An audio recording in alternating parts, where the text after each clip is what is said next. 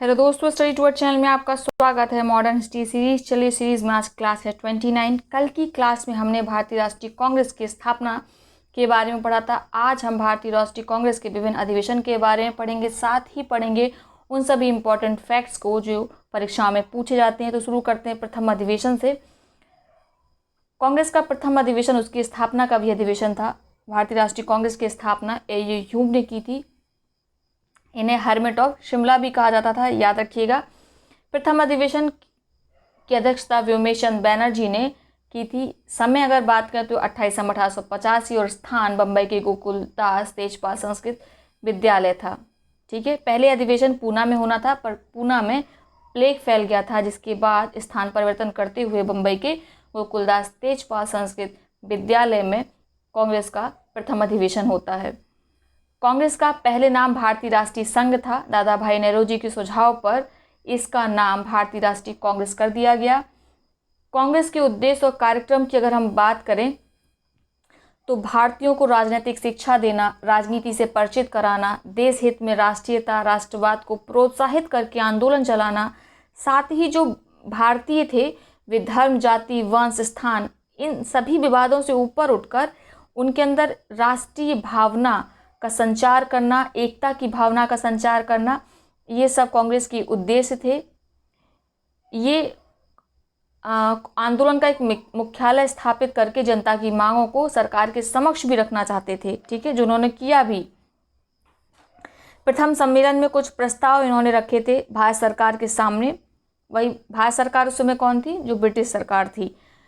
ठीक है, कुल 9 प्रस्ताव रखे थे, जिसमें हम कुछ डिस्कस कर लेते हैं। जैसे भारतीय शासन के मामले में जांच हेतु रॉयल कमीशन नियुक्त किया जाए। दूसरा, सेक्रेटरी ऑफ इंडिया का पद जो इंग्लैंड में होता था, उसको पद को समाप्त किया जाए, क्योंकि वह अनावश्यक पद था, फिजूल खर्ची होती थी इससे, और उसका भार भारतीयों पर पड़ता था। ICS की परीक्षा इंग्लैंड तथा भारत में एक साथ संपन्न हो। परीक्षा में सम्मिलित होने की उम्र 19 वर्ष से बढ़ाकर 23 वर्ष कर दी जाए। देश के अंदर विशिष्ट पदों के लिए संघ लोक सेवा आयोग की स्थापना की जाए। सैन्य व्यय में भारतीय धन का दुरुपयोग ना हो, खर्चों में कटौती की जाए। ठीक है, जो इंग्लैंड से कपड़ा आता है उसके आयात पर कर लगाए जाएं। ठीक है, ताकि जो भारत के कपड़ा व्यापारी हैं या बुनकर हैं वो सस्टेन कर पाएं इंग्लैंड के आयातित कपड़े के सामने। साथ में इनकी एक और मांग थी कि कांग्रेस का जो अगला सम्मेलन है, यानी दूसरा सम्मेलन है, वो कलकत्ता में आयोजित किया जाए। तो इनमें बहुत सी मांगों को सरकार ने मान लिया था और ये अधिवेशन सफल रहा था। इसकी सफलता पर ह्यूम जो संस्थापक है, सभी ने मुक्त कंठ प्रशंसा की थी। लाला लाजपत राय ने ह्यूम के विषय में अपने दृष्टिकोण को व्यक्त करते हुए कहा था, ह्यूम भारत के विषय में सदैव चिंतित रहते थे। उनका हृदय भारत की निर्धनता तथा दुर्दशा पर रोता था। ह्यूम वास्तव में बेहद उदारवादी व्यक्ति थे। उन्होंने लगभग 22 वर्ष तक कांग्रेस के सदस्य के रूप में भारत की सेवा की, याद रखिएगा। ठीक है, जो प्रस्ताव जो मांगे रखी थी, उनका परिणाम ये हुआ कि कांग्रेस की कुछ मांगों को मान लिया। भारत सरकार ने व्यय की जांच के लिए बेलवाई कमीशन नियुक्त किया तथा ठीक है, और इसकी रिपोर्ट पर सरकार ने अपने व्यय को घटाया भी था। लोक सेवा आयोग का गठन किया गया और इसी क्रम में 1886 में धौलपुर हाउस में UPSC की स्थापना की गई। बात करते हैं द्वितीय अधिवेशन की। जैसा पहले अधिवेशन में मांग की गई थी कि कलकत्ता में हो, तो ये दूसरा अधिवेशन कलकत्ता में ही आयोजित किया गया था।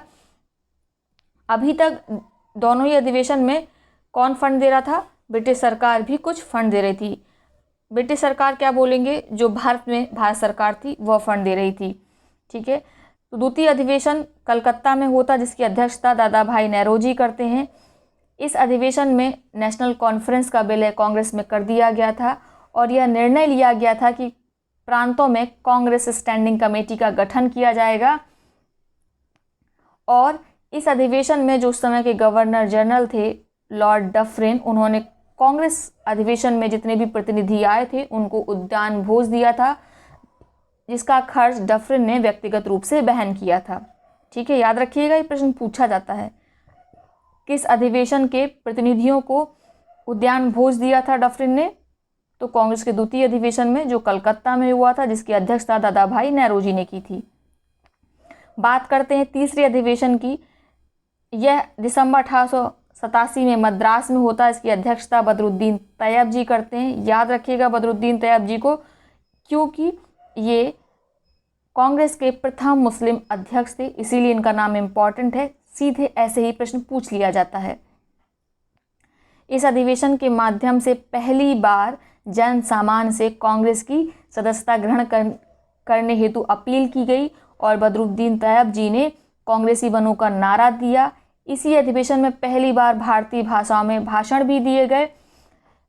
अब क्या था, कांग्रेस की लोकप्रियता लगातार बढ़ रही थी, जिससे अंग्रेजों ने घबरा कर इस सम्मेलन के लिए आर्थिक सहायता नहीं देती और आगे जितने भी कांग्रेस के अधिवेशन अब होने थे, अंग्रेजों ने उनके लिए भी, यानी भारत सरकार ने उनके लिए भी आर्थिक सहायता देनी बंद कर दी थी।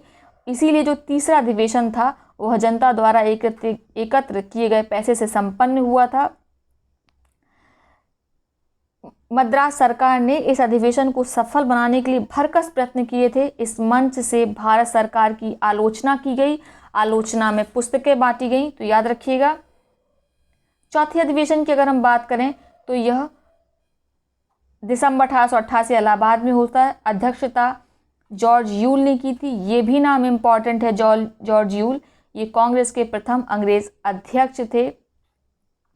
इन्होंने अपने अध्यक्षीय भाषण में कहा भी था, हम सब पहले भारतीय हैं, हिंदू मुस्लिम सिख ईसाई बाद में हैं। इस सम्मेलन में प्रथम बार लाला लाजपत राय शामिल हुए थे और इन्होंने हिंदी में भाषण दिया था। चूँकि हम आपको बता ही चुके हैं कांग्रेस की लोकप्रियता बहुत बढ़ गई थी, इसीलिए इलाहाबाद में कांग्रेस के अधिवेशन को सफल करने के लिए इलाहाबाद के जो गवर्नर थे ऑकलैंड कैल्विन, उन्होंने भरकस प्रयत्न किया था और इनका सहयोग किया था सर सैयद अहमद खान ने, क्योंकि उनको डर था कि उनके क्षेत्र में कहीं कांग्रेसी उनसे ज़्यादा प्रभावी ना हो जाए। परंतु राजा दरभंगा ने कांग्रेस के सम्मेलन हेतु लोथर काउंसिल खरीद कर दे दी थी। याद रखिएगा, क्योंकि सरकारी सहायता, भारत सरकार की सरकारी सहायता तो बंद ही हो चुकी थी, इसीलिए लोथर काउंसिल राजा दरभंगा ने खरीद कर दे दिया था। क्योंकि ये अच्छे से सफल हुआ था अधिवेशन, इसीलिए डफरिन बहुत खिन्न हो जाते हैं और इस अधिवेशन का मजाक उड़ाते हुए कहते हैं कि जनता के अल्पसंख्यक भाग का प्रतिनिधित्व करती है कांग्रेस। लैंसडाउन एक और अधिकारी थे, इन्होंने सम्मेलन का भेद लेने के लिए गुप्तचरों तक की व्यवस्था की थी। याद रखिएगा। बात करते हैं पांचवें अधिवेशन की, जो दिसंबर 1889 मुंबई में होता है, जिसकी अध्यक्षता विलियम वेडरबर्न करते हैं। ये दूसरे अध्यक्ष थे। इस समय चार्ल्स ब्रैडला उपस्थित थे, जिनको भारतीय मामलों में बेहद रुचि थी। इस कारण ब्रिटेन की संसद के लोग इन्हें भारतीय प्रतिनिधि कहते हैं। ठीक है। इस अधिवेशन की एक और प्रमुख बात है कि इस अधिवेशन में प्रथम बार महिलाओं ने भाग लिया था और जो मताधिकार की उम्र थी 19 वर्ष करने का प्रस्ताव भी कांग्रेस ने पास किया था। कांग्रेस की एक संस्था ब्रिटिश समिति की स्थापना इसी समय लंदन में की गई थी। याद रखिएगा।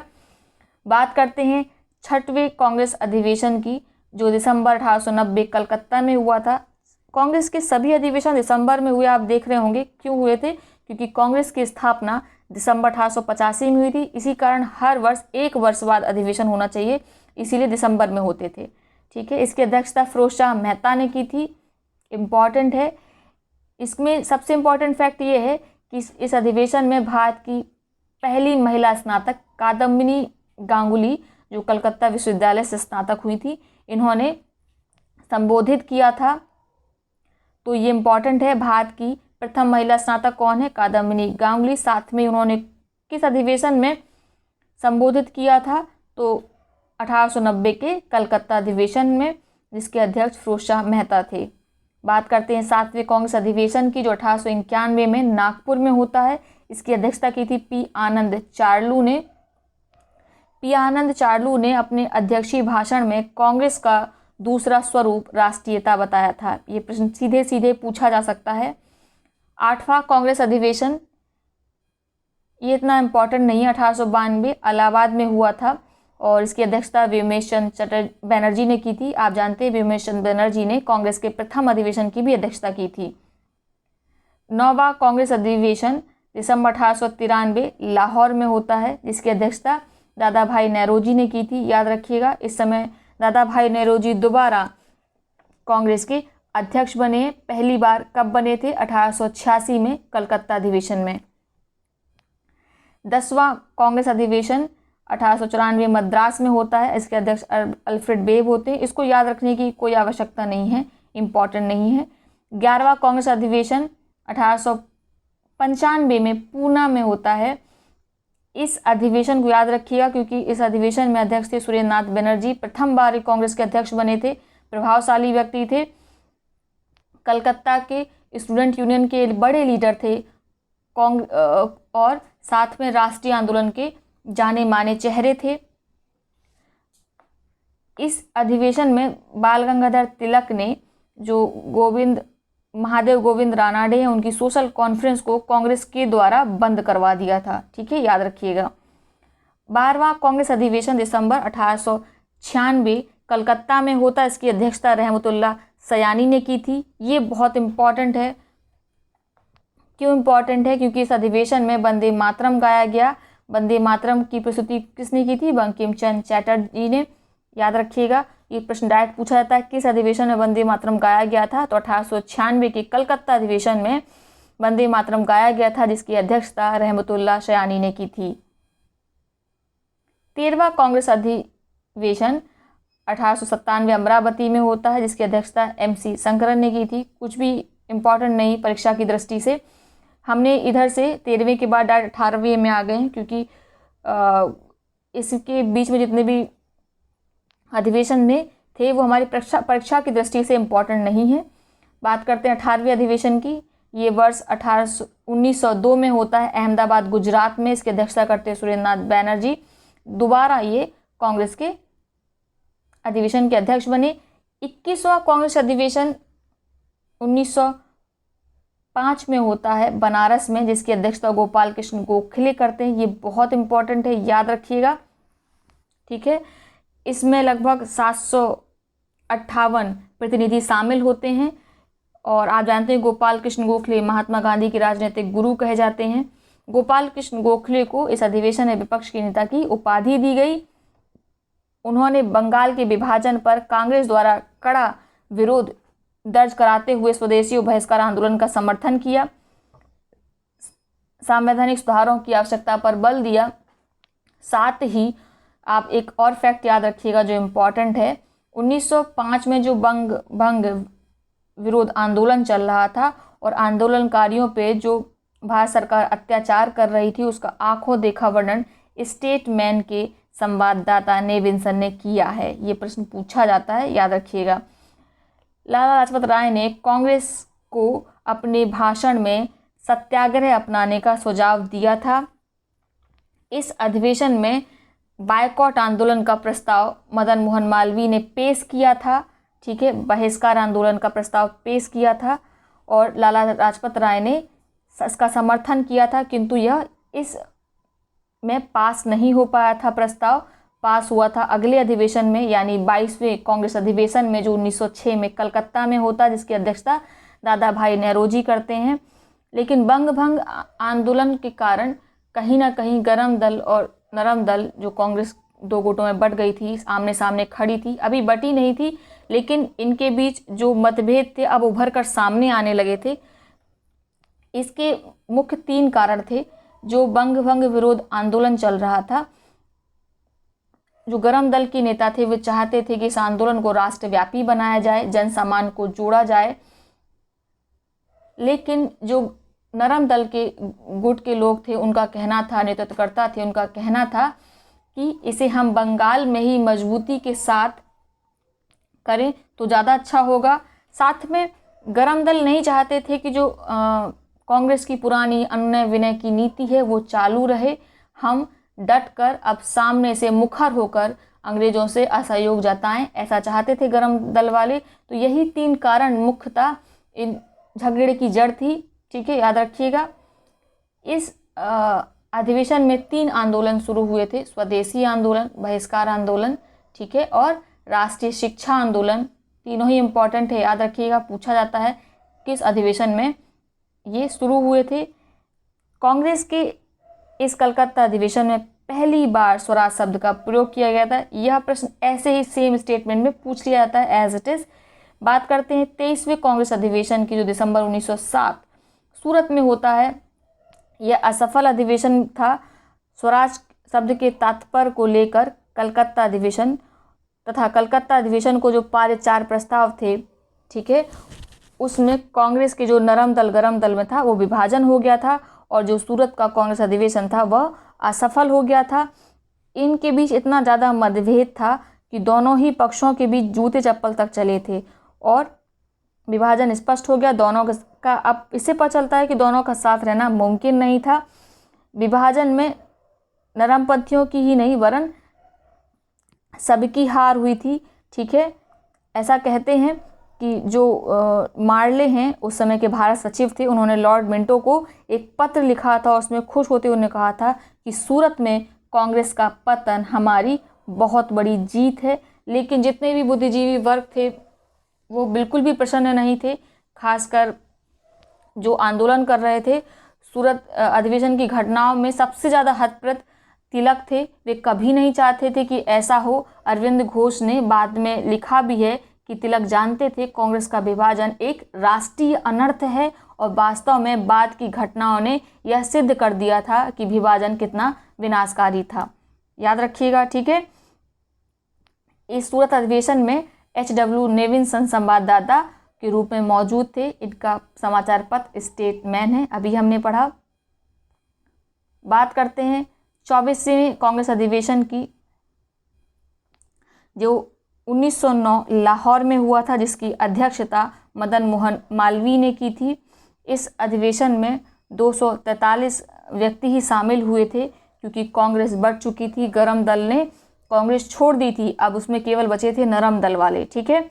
इंडियन काउंसिल एक्ट 1909 द्वारा धर्म पर आधारित जो निर्वाचन पद्धति थी, मार्ले मिंटो रिफॉर्म आए थे ना 1909 में, जिसको इंडियन काउंसिल एक्ट बोलते 1909, उसमें मुस्लिम संप्रदाय को धर्म आधारित निर्वाचन पद्धति प्रदान की गई थी। इस व्यवस्था का इस अधिवेशन में एकमत रूप से इसको अस्वीकार कर दिया गया था, याद रखिएगा।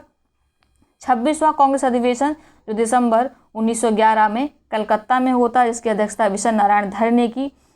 ये बहुत इम्पॉर्टेंट है क्योंकि कल इस अधिवेशन में पहली बार जन गण मन का गान हुआ था, इसीलिए याद रखिएगा, ये मोस्ट इम्पॉर्टेंट है, ये पूछा जाता है। वंदे मातरम हमने पढ़ा था, अब ये जनगण मन है। बताइए वंदे मातरम कब हुआ था? वंदे मातरम 1896 के कलकत्ता अधिवेशन में गाया गया था, जिसकी अध्यक्षता रहमतुल्लाह सयानी ने की थी, याद रखिएगा। करते हैं अगले 27वें कांग्रेस अधिवेशन की, जो 1912 बांकीपुर में होता है, जिसकी अध्यक्षता R.S. मधुकर ने की थी। इम्पॉर्टेंट इसीलिए क्योंकि इस अधिवेशन को P.T. नेहरू ने पहली बार, पंडित जवाहरलाल नेहरू ने पहली बार अटेंड किया था, ठीक है। 31वां कांग्रेस अधिवेशन बहुत इम्पॉर्टेंट है, इसका कांग्रेस के इतिहास में अपना अलग महत्व है। ये दिसंबर 1916 लखनऊ में हुआ था। इसकी अध्यक्षता अंबिका चरण मजूमदार ने की थी। ये भी पूछा जाता है कि अध्यक्षता किसने की थी, तो याद रखिएगा अंबिका चरण मजूमदार ने। आप जानते हैं कांग्रेस का विभाजन हो चुका था 1907 में, गरम दल नरम दल में। इस अधिवेशन में दोनों एक साथ हो गए थे, दोनों ने पुनः एक दल हो गए थे, याद रखिएगा। साथ ही कांग्रेस ने जो मुस्लिम लीग थी उसे समझौता कर लिया था। इसमें जो प्रयत्न किए थे वो किए थे बाल गंगाधर तिलक और श्री एनी बेसेंट। इनके सत प्रयासों से ही कांग्रेस और मुस्लिम लीग में समझौता हो गया था। इसको लखनऊ पैक्ट या समझौता एक्सप्रेस या कांग्रेस लीग पैक्ट भी कहा जाता है समझौते को, तो याद रखिएगा लखनऊ पैक्ट किसे कहा जाता है? कांग्रेस और मुस्लिम लीग के बीच में जो समझौता हुआ था उसको, इसे लखनऊ समझौता, कांग्रेस लीग पैक्ट भी कहा जाता है। लेकिन इसका विरोध 2 लोग ने मेनली किया था। विरोध में कई लोग थे, लेकिन बड़े लीडर्स में मदन मोहन मालवीय और CY चिंतामणि थे, याद रखिएगा। तिलक ने इसी अधिवेशन में नारा दिया था, स्वराज्य मेरा जन्मसिद्ध अधिकार है, मैं इसे लेकर रहूँगा। याद रखिएगा, ठीक है। शायद जो कांग्रेस और मुस्लिम लीग में समझौता हुआ था उसका एक कारण ये था कि कांग्रेस ने मुस्लिम समुदाय की जो पृथक निर्वाचन की नाजायज़ मांग थी उसको स्वीकार कर लिया था। तो ये हमने पढ़ लिए 1916 तक के इम्पॉर्टेंट कांग्रेस के अधिवेशन। हमने देखा 1907 में कांग्रेस अलग होती, 1916 के अधिवेशन में लखनऊ में जो हुआ उसमें कांग्रेस पुनः एक दल बन जाती है, नरम दल गरम दल एक दल में शामिल हो जाते हैं। तो ये है सारे इम्पॉर्टेंट फैक्ट्स। इसके लिए हम कल एक और वीडियो लेके आएंगे जिसमें आगे के बचे हुए अधिवेशन को पढ़ेंगे, सारे इम्पॉर्टेंट फैक्ट्स को भी पढ़ेंगे। बहुत बहुत धन्यवाद।